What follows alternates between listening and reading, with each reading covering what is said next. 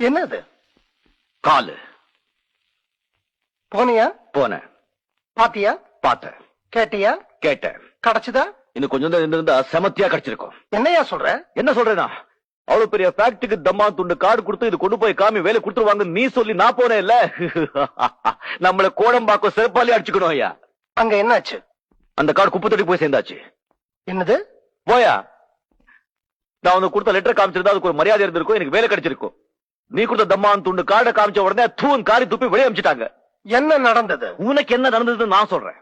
குமாஸ்தா வேலையில இருந்து ரிட்டையர்ட் ஆன உண்மையில பரிதாபப்பட்டு உங்க முதலாளி அவங்க கார்லயே உன்னை அனுப்பி வைக்க, உங்க முதலாளி எதிரிங்க முதலாளிக்கு தான் கார்ல வர்றாங்க நினைச்சு உண்மையில தாக்க, அந்த நேரத்துல நான் வந்து உன்னை காக்க, அங்கிருந்து கொண்டு வந்து இந்த ஆஸ்பத்திரியில சேர்க்க, நீ தம்மான் துண்டு கார்டு என்கிட்ட கொடுக்க, அதை நான் கொண்டு போய் அவங்க கிட்ட காமிக்க, அவங்க அங்கிருந்து அனுப்பி வைக்க, நான் இங்க வந்து முன்னால நிக்க.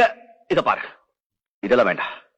இப்ப இது ஆஸ்பத்திரி பில் கட்டுறதுக்கு உங்ககிட்ட பணம் இருக்கா, இல்ல அதையும் என் தலையில கட்டிடுறியா?